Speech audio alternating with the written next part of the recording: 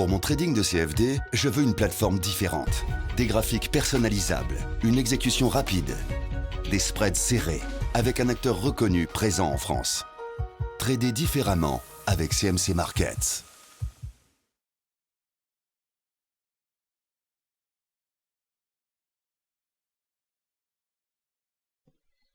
Bonsoir, voici l'analyse technique du CAC 40 pour le 7 mai.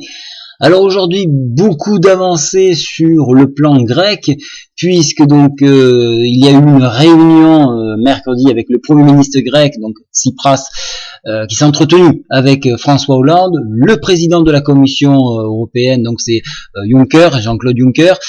On avance un petit peu sur les démarches, pour preuve la BCE qui elle remonte de 2 milliards donc le plafond de son financement d'urgence, c'est-à-dire donc le porte à 78,9 milliards actuellement.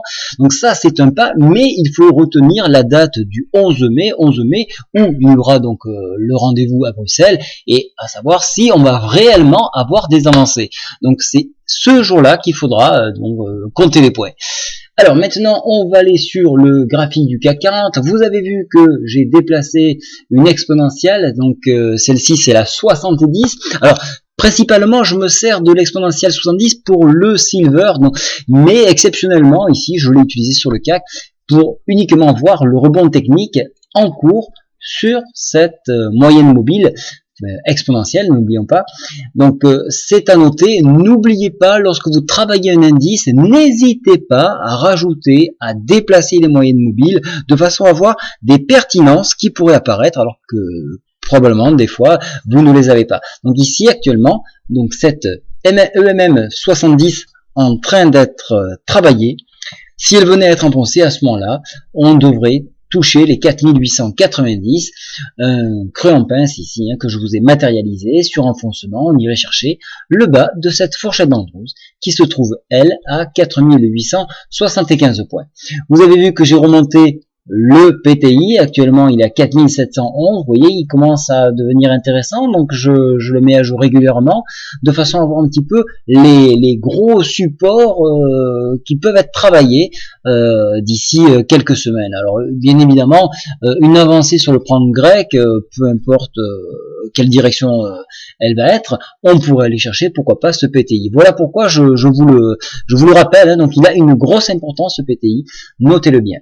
En cas de rebond de cette 70, à ce moment-là, on viendrait réintégrer la Bollinger. Vous avez sans doute remarqué qu'il y a un écartement de Bollinger, donc on retourne à la volatilité, de ce qui ne m'étonnerait pas qu'on teste au moins en journée un enfoncement de cette 70.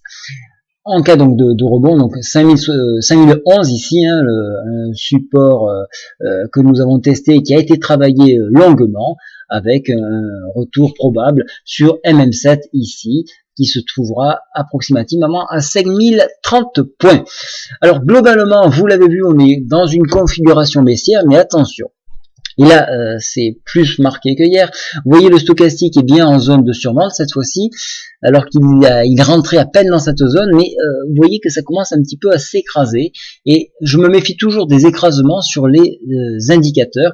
Actuellement, on a un écrasement, donc je serai très vigilant, et donc d'où l'intérêt de surveiller cette M70 qui se trouve actuellement à 4940 attendez, je vais le remettre, 4942, donc notez bien ce point là, il va être travaillé et il peut servir de rebond.